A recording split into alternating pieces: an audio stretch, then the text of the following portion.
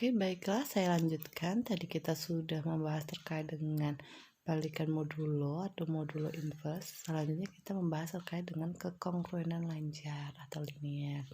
Kekongruenan lanjar adalah kongruen yang berbentuk seperti ini, yaitu AX kongruen B modulo M. Jadi ini adalah persamaan atau bentuk dari kekongruenan lanjar. Dengan M adalah bilangan bulat positif, AB adalah sembarangan bilangan bulat juga, dan X adalah peubah bilangan bulat. X adalah suatu peubah ya, variabel. Nilai-nilai X yang dicari sebagai berikut. Maka sesuai dengan definisi kongruenan, berarti AX itu sama dengan B plus KM. Ya enggak? Kalau dari ini AX sama dengan B plus KM, maka untuk mencari X itu dapat disusun dari X sama dengan B plus KM per A, dengan K adalah sembarang bilangan bulat. Coba kan untuk K itu adalah 0, 1, 2 atau dan K itu sama dengan 1 min 2 yang menghasilkan X sebagai bilangan bulat. Jadi intinya untuk mencari nilai X di sini dari persamaan ini diperoleh X itu sama dengan B plus K kali M per A, dimana K itu adalah sembarang. Jadi kita cobakan nilai K itu bisa 0, 1, 2 atau bilangan negatif, sehingga nantinya kita akan menambahkan nilai X bilangan bulat seperti itu. Itu adalah konsep dari kekongruenan lanjar. Paham ya? Kita masuk ke contoh biar jelas. Tentukan solusi dari 4X kongruen 3 modulo 9 dan 2X kongruen 3 modulo 4. Kita satu persatu. Yang pertama adalah 4X kongruen 3 modulo 9, karena sesuai dengan ini ya, atau yang ini, maka X itu adalah 3 plus K kali 9 per 4. Ini bentuknya. Setelah itu kita cobakan satu persatukannya. Untuk K nya 0, 1, 2, 3, 4 gitu, 5 gitu. Nah ternyata untuk K 0 itu hasilnya adalah 3 per 4. 3 per 4 itu bukan termasuk bilangan bulat, pecahan ya, bukan solusi. Untuk K1 itu adalah 3 solusi. K2 itu hasilnya 21 per 4, bukan solusi ya. Oke, terus K3, K4 tidak menghasilkan solusi ya, tidak perlu kita cari karena bentuknya juga bukan bilangan bulat. Terus K5 itu adalah 12 dan seterusnya. Terus yang negatif nih, ternyata yang solusi hanya K sama dengan min 3. Untuk K min 1 min 2 itu hasilnya pecahan, negatif pecahan, sehingga bukan solusi. Dan K min 6 itu juga solusi ya, karena min 15. Maka nilai-nilai X yang memenuhi tadi 4X kongruen 3 modulo 9 itu adalah yang solusi tadi, yaitu 3, 12, titik, dan min 6, min 9 sampai titik. Jadi kita gunakan, nggak mungkin kan kita akan mencari semuanya, kita ambil sembarang aja, kita cobakan nilai K-nya ke dalam untuk mendapatkan nilai X tersebut. Begitu. Paham ya? Oke. Terus kita masuk ke contoh yang kedua tadi, yaitu 2X kongruen 3 modulo 4 diubah dalam bentuk X sama dengan, yaitu 3 plus kali 4 per 2. Karena 4K itu genap dan 3 ganjil, maka penjumlahannya menghasilkan ganjil, ya kan? Ini kan 4K itu kan genap, bilangan apapun kalau dikalikan dengan 4 pasti menghasilkan bilangan genap. Sedangkan 3 itu adalah bilangan ganjil, maka kalau bilangan ganjil ditambah dengan genap itu hasilnya adalah ganjil. Betul ya? Sehingga hasil penjumlahan tersebut jika dibagi dengan 2 tidak menghasilkan bilangan bulat. Dengan kata lain, tidak ada nilai-nilai X yang memenuhi 2X kongruen modulo 5. Jadi untuk lebih singkat kan seperti kita bisa lihat bentuk persamaan ini. Ini kan tadi ganjil plus genap, hasilnya ganjil. Bilangan ganjil kalau dibagi 2 itu pasti akan menghasilkan bilangan tidak bulat atau bilangan bilangan pecahan begitu. Maka secara tidak langsung bisa dikatakan tidak ada nilai-nilai X yang memenuhi 2X kongruen 3 modulo 5. Paham ya? Jadi kalian kalau ingin mencari penjelasan atau nilai X-nya, kalian lihat dulu bentuknya, apakah bisa menghasilkan bilangan bulat atau tidak, begitu. Paham ya sampai sini?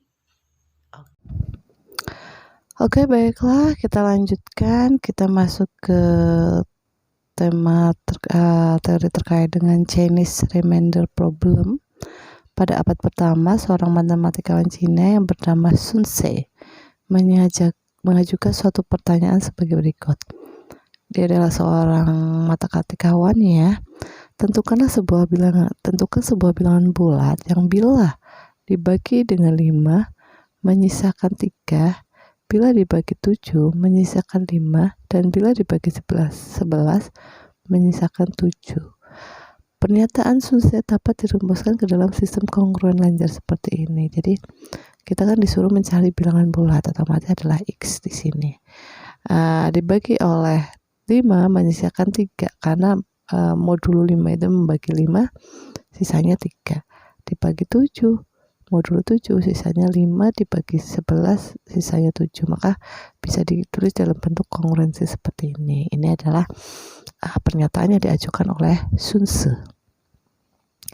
Terus menurut teorema dari Chinese Limited Theorem itu misalkan nih M1, M2 sampai Mn adalah bilangan bulat positif sedemikian sehingga FPP dari MI, MC itu adalah 1, di mana I itu tidak sama dengan C itu. Jadi kalau misalnya ada bilangan-bilangan M1 sampai M2 sampai Mn dan kita menentukan FPB sembarang dari MI, MC di mana I sama C tidak sama, itu maka sistem kongruen lancarnya adalah X kongruen AK modulo MK. Jadi pembaginya adalah MK-nya, sisanya adalah AK. Kita mempunyai sebuah solusi unik modulo M sama dengan M1 kali M2 sampai Mn. Ternyata solusi untuk modulo M ini adalah perkalian dari M1, M2 sampai Mn, seperti itu.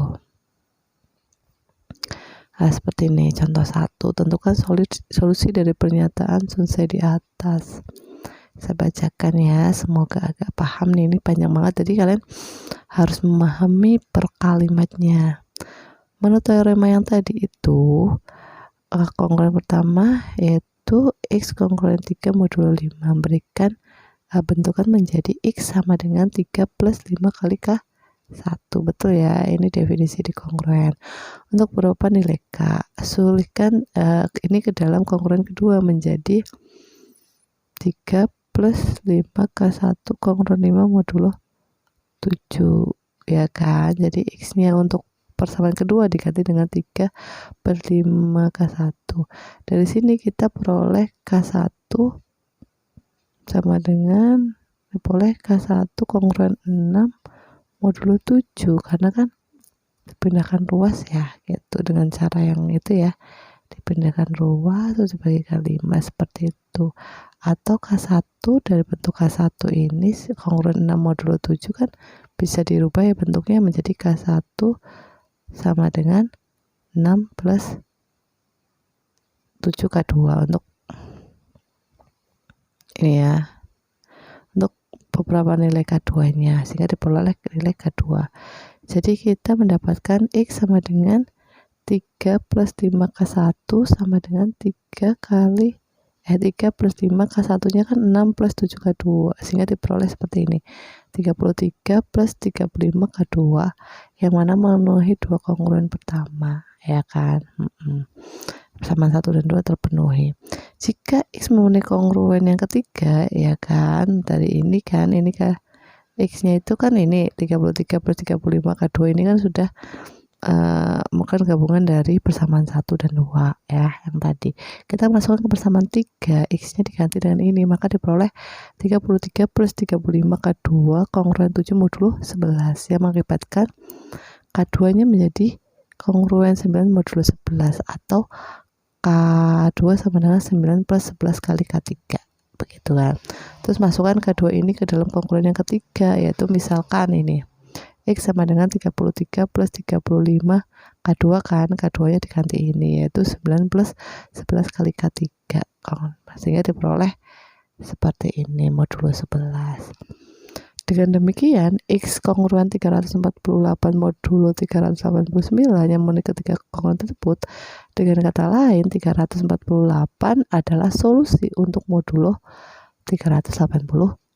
Catatlah bahwa 385 itu ternyata adalah perkalian dari 5 dikalikan 7 kalikan 11, yaitu perkalian dari modulnya itu, ya kan.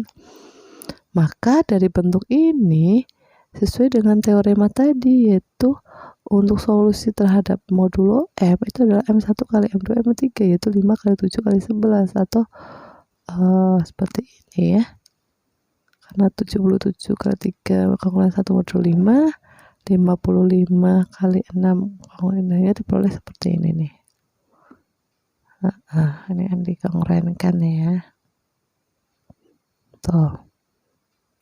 Maka X kongruen 3 kali 77 kali 3 plus 5 kali 55 kali 6 plus 7 kali 35 kali 6 modulo 385 dikalikan seperti ini diperoleh X kongruen 3813 modulo 385, atau kongruen sama dengan kita sederhanakan menjadi sisanya 348 modulo 385. Jadi ini adalah sisa dari ini ya. Ini paham ya? Sama itu terkait dengan teorema Chinese remainder problem. Jadi X kongruen itu ya tadi ya, bagian itu dipahami lagi, nanti ulang-ulang sampai kalian benar-benar paham terkait dengan Chinese remainder problem. Oke, tadi kita sudah membahas terkait teorema Chinese ya, orang matematikawan Cina. Selanjutnya kita akan membahas terkait dengan bilangan prima atau basit. Kita definisikan dulu apa itu bilangan prima. Suatu bilangan bulat P itu lebih besar daripada 1 dinamakan bilangan prima P prima jika tidak ada bilangan D pembagi P yang memenuhi D lebih besar daripada 1 kurang dari P. Jadi tidak ada D pembagi P, jadi D itu ada pembagi P yang memenuhi D lebih dari 1 atau kurang daripada P. Bilangan prima itu adalah bilangan yang hanya dapat dibagi 1 dan dengan bilangan itu sendiri. Jadi perlu diingat, bilangan prima itu tidak bisa dibagi selain bilangan itu sendiri dan 1. Intinya seperti itu. Bilangan yang bukan prima itu disebut dengan bilangan komposit. Itu definisi dari bilangan prima. Selanjutnya kita bahas terkait teorema yang tadi. Tiap bilangan bulat n lebih besar lebih besar dari 1 dapat dinantikan sebagai hasil kali bilangan-bilangan prima. Contoh nih, 23 adalah bilangan prima. Karena kenapa 23 itu disebut bilangan prima? Itu karena dia hanya bisa habis dibagi oleh 1 dan 23, yaitu bilangan itu sendiri. Karena bilangan prima itu harus lebih besar dari 1, maka barisan bilangan prima selalu dimulai dari 2 ya kan? Kita dari kenapa sih kok bilangan prima selalu dimulai dari 2 kayak karena memang syaratnya bilangan prima itu harus lebih besar dari 1, karena bilangan prima definisinya aja harus habis dibagi 1 dan oleh bilangan itu sendiri. Maka bilangan prima itu 2, 3, 5, 7, 11 sampai 13. Seluruh bilangan prima adalah bilangan ganjil kecuali 2 yang merupakan bilangan genap gitu. Jadi himpunan bilangan prima itu semuanya ganjil kecuali 2 sebagai bilangan genap. Bilangan selain prima disebut bilangan komposit. Misalnya 20 adalah bilangan komposit karena 20 dapat dibagi oleh 2, 4, 5, 10 selain 1 dan 20 itu sendiri. Paham ya? Bilangan prima itu adalah bilangan yang habis dibagi 1 dan bilangan itu sendiri. Sedangkan bilangan komposit itu adalah bilangan yang bukan prima, otomatis bilangan yang bisa dibagi selain 1 dan bilangan itu sendiri. Contohnya 20 ini. Nah, tadi teorema sama, ini ada teorema The Fundamental Theorem of Arithmetic. Setiap bilangan bulat positif yang lebih besar atau sama dengan 2 dapat dinyatakan sebagai perkalian 1 atau lebih bilangan prima. Ternyata kalau ada satu bilangan yang lebih besar daripada 2 atau sama dengan 2, itu dapat dinyatakan suatu perkalian 1 atau lebih bilangan prima. Contoh nih, 9 itu adalah 3 kali 3. 3 kali 3 itu adalah 2 faktor bilangan prima ya, betul ya. Jadi kalau ada bilangan lebih, kalau 100 itu adalah 2 kali 5 kali 5. Ini kan secara tidak langsung ada 4 faktor bilangan prima. Kalau 13, 1 kali 13 itu satu buah faktor prima, seperti itu. Untuk menguji apakah n merupakan bilangan prima atau komposit, kita cukup membagi n dengan sejumlah bilangan prima mulai 2, 3. Bilangan prima kurang dari sama dengan akar 2n. Jika n habis dibagi dengan salah satu dari bilangan tersebut, maka n adalah bilangan komposit. Jadi Kalau ada suatu bilangan yang bisa dibagi oleh bilangan prima, otomatis bilangan tersebut adalah bilangan komposit. Ya betul, karena dia kan tidak hanya bisa dibagi oleh satu dan bilangan itu sendiri.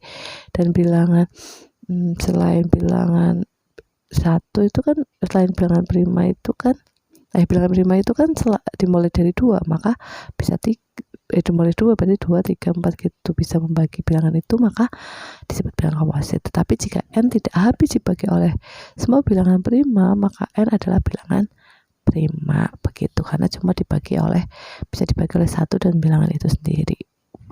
Intinya seperti itulah terkait dengan bilangan prima atau basit. Contohnya nih, tunjukkan apakah 171 dan 199 merupakan prima atau komposit. Lah, akar kita mulai dari akar dulu ya. Tadi kan sesuai dengan ini ya, menggunakan bilangan prima kurang atau sama dengan akar n. Kita akan dulu. Akar 171 adalah 13,077. Bilangan prima yang kurang dari sama dengan akar 171 adalah 2, 3, 5, 7, 11, 13. Karena 171 itu habis dibagi 3, maka 171 adalah bilangan komposit. Kenapa?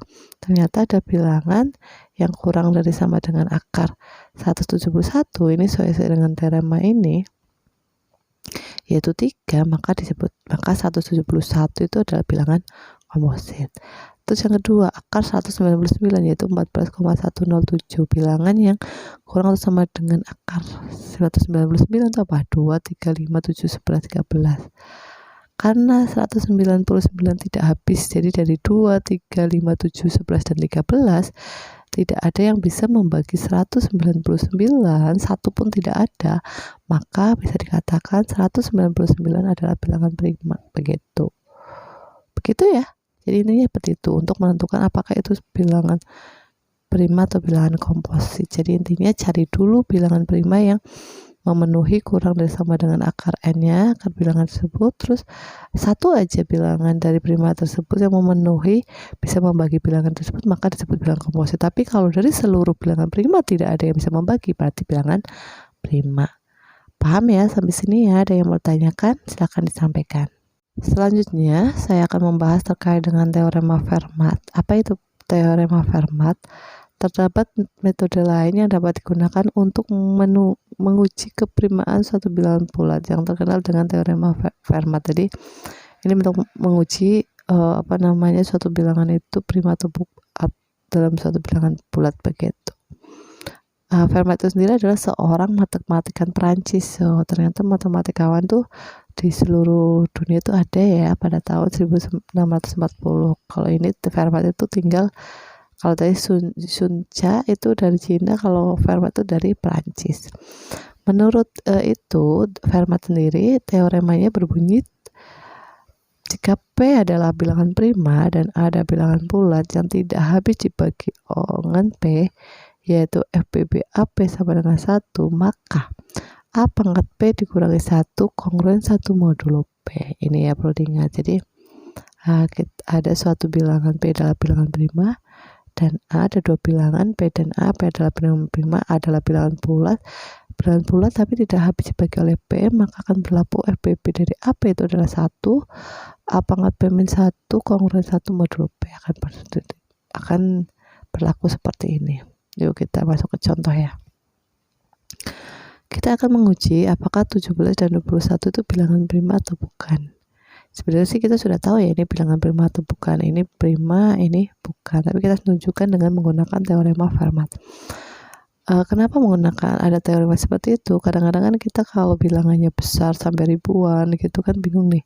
Ini termasuk bilangan prima atau bukan gitu kan.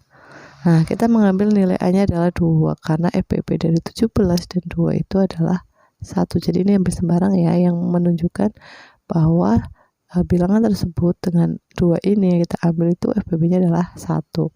Dan FPB dari 21 dan 2 juga 1. Oke, untuk 17. Kita masukkan ke ini ya, teoremanya ini.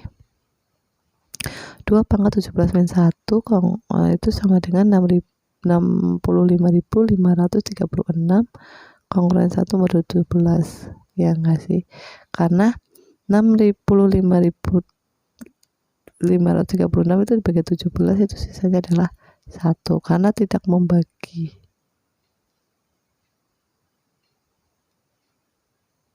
Karena ternyata pada saat ini sesuai dengan teoremanya dulu, terus kita apakah betul nih 17 itu membagi atau enggak, karena 655 36 dikurangi 1 itu kan diperoleh 65.535.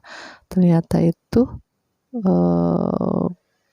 seperti ini, bagi 17 ternyata membagi, hasilnya adalah 3.899, maka 17 adalah bilangan prima. Sedangkan untuk 21 berarti kan 2 pangkat 21 dikurangi 1 yaitu 1.048.576 itu tidak kongruen 1 modulo 21 karena 21 tidak habis membagi ini. Kalau 17 itu tadi membagi ya habis ya, pengurangan itu. Paham ya sampai di sini ya, intinya gitu. Kalau membagi habis ya berarti itu termasuk bilangan prima, kalau tidak berarti bukan bilangan prima. Kelemahan, jadi ternyata teorema prima itu mempunyai kelemahan. Teorema Fermat itu terdapat bilangan komposit n sedemikian sehingga 2 pangkat n min 1 kongruen 1 modulo n. Bilangan seperti itu disebut bilangan prima semu. Begitu ya. Jadi kalau ada bilangan komposit selain prima terus memenuhi ini, maka bilangan bulat itu disebut bilangan prima semu. Misalnya nih, komposit 341 ini kan bisa dibagi oleh 11 ya, karena 341 itu 11 kali 31 yaitu perkalian dua bilangan prima. Ini adalah bilangan prima karena menurut teorema Fermat itu 2 pangkat 341 dikurangi 1 kan 2 pangkat 341 kongruen 1 modulo 341. Untunglah bilangan prima semua relatif jarang terdapat seperti itu. Intinya seperti itu ya. Jadi ini memenuhi, makanya disebut sebagai bilangan prima. Begitu.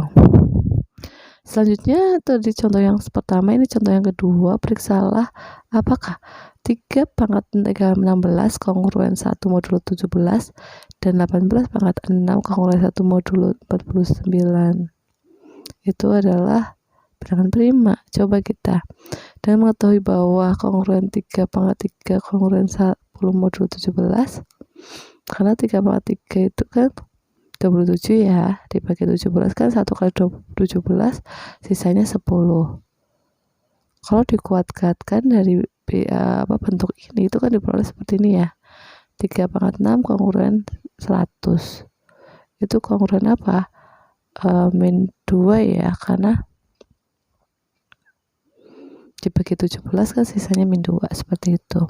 Terus kuatkanlah lagi untuk menghasilkan, ya udah dikuatkan lagi menjadi seperti ini, 3 pangkat 12 kongruen min 4 kali pangkat 2 kan 4 modulo 17, sehingga dengan demikian 3 pangkat 16 itu sama dengan 3 pangkat 12 kali 3 pangkat 3 kalikan 3. 3 pangkat 12 sisanya 4, 3 pangkat 3 sisa 10, dan 3 teruskan 3, maka diperoleh 4 kali 10 kali 3 120 itu adalah kongruen 1 modulo 17 karena dibagi 17 120 itu sisanya 1. Begitu. Terbukti ya, bisa terbukti. Terus yang kedua, caranya sama seperti penjelasan 1 di atas ya kan. Cara yang kedua juga sama dengan seperti ini caranya, sehingga diperoleh 18,2 kongruen 324 kongruen 30 modulo 49 ya. Sisanya ini dipangkatkan 2 kan hasilnya ini dibagi 49 sisanya 30. Ini juga sama, sisanya 18, maka 18 pangkat 6 itu kongruen 18 pangkat 4 kali 18 pangkat 2. 4 itu sisanya 18 pangkat 2 itu sisanya 30, maka dikalikan kongruen hasilnya 540, itu kalau dibagi 49 sisanya 1, maka itu seperti itu. Sampai sini ada pertanyaan atau sudah paham ya? Oke. Oke, baiklah kita lanjutkan ya. Kalau tadi kita adalah membahas terkait teorema Fermat, ini kita lanjutkan fungsi Euler. Fungsi Euler itu simbolkan seperti ini ya. Jadi 0 seperti ada garis mendefinisikan bahwa Euler n untuk n lebih besar sama dengan 1 yang menandakan jumlah bilangan bulat positif kurang dari n yang relatif prima dengan n. Jadi kita langsung aja, ini teoremanya seperti ini. Euler n untuk n lebih besar sama dengan 1, maka jumlah bilangan besar positif harus kurang dari n yang relatif prima dengan n. Jadi di sini contoh aja masuk, tentukan Euler dari 20 n-nya ya. Berarti n kan lebih dari 1. Bilangan bulat positif yang lebih kecil dari 20 adalah 1 sampai 19, betul nggak ya? Yang dari bilangan baru terdapat Euler 20 itu adalah 8 buah yang relatif prima. Ya nggak, dari yang kurang dari 20 kan 1 sampai 19. Dari 1 sampai 19 itu ada 8 buah bilangan relatif primanya, yaitu 1, 3, 7, 9, 11, 13, 17 sampai 19. Maka untuk n sama dengan 1, 2 sampai 10, fungsi Euler seperti ini. Untuk 1 0, untuk 2 1, 3 2, 4 2, 5 4. Selanjutnya seperti ini ya. Ya kan?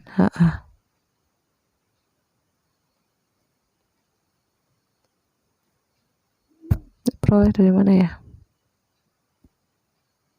Oh, diperoleh dari n-nya itu ya. Ada berapa kan? Ini kan bilangan yang kurang dari 1 kan 0. Ini bilangan yang kurang dari 2 1. Kurang dari 3 ada 1 dan 2. 4 tuh 1, 2, 3. Tapi yang prima hanya ada 2 ya. Yang 5 itu 1, 2, 3, 4. Tambah juga 6. Ada 2, 7 ada 6, 8 ada 4, 9 Euler 9 ada 6, dan 10 ada 4, sehingga diperoleh seperti ini. Jika n prima, maka setiap bilangan bulat yang lebih kecil dari n relatifnya terdapat n. Dengan kata lain, ada suatu persamaan lagi ya. Kalau misalkan n itu adalah prima, maka bilangan yang lebih kecil daripada n itu adalah relatif prima terhadap m. Dengan kata lain, Euler n itu sama dengan n kurang 1 hanya jika n itu adalah prima. Kalau ini otomatis ini adalah bilangan prima karena sama dengan 2. Ini juga prima karena sama dengan 4. Ini juga ya kan, karena n dikurangi 1 tuh kan bilangan primanya. Bilangan Eulernya n-nya itu adalah 3, dikurangi 1 2, 5 dikurangi 1 4, 7 6, 10 11 10, dan 13 12. Berarti terpenuhi. Selanjutnya, jika ada n sama dengan p kali q adalah bilangan komposit dengan p dan q prima, maka Euler n itu sama dengan Euler p dikalikan Euler q. Maka p dikurangi 1 kali q kurangi 1. Oke. Tentukan ya Euler dari 21. 21 itu adalah 7 kali 3, di mana 7 sama 3 itu adalah bilangan prima. Lah Euler 21 itu sama dengan Euler 7 dan Euler 3, di mana Euler 7 itu adalah 6 dan Euler 3 adalah 2. Maka ketemulah 12 buah bilangan bulat yang relatif prima dari 21. Seperti ini.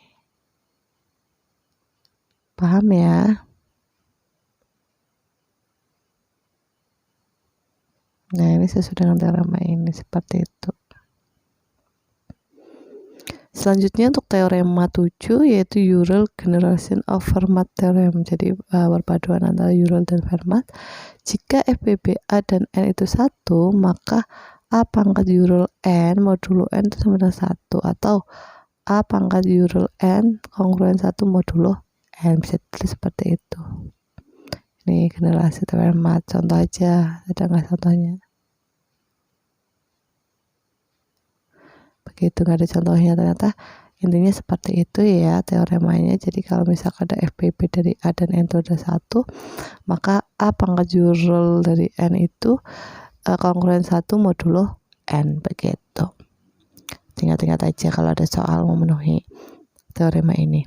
Selanjutnya ini ada contoh soal, ada kalau nggak salah ada 11 soal, silahkan kalian kerjakan ya. Sesuai dengan materi yang sudah saya sampaikan sebelumnya, sudah semuanya sampai teorema Euler juga, ini juga ada soalnya ya, teorema Euler. Ini di nomor 10 dan baik, silahkan lanjutkan. Kalau ada materi yang masih belum paham bisa disampaikan dulu, kita diskusikan dulu. Oke, sebelum kalian mengerjakan soalnya atau sambil mengerjakan kita saling diskusi begitu. Baik.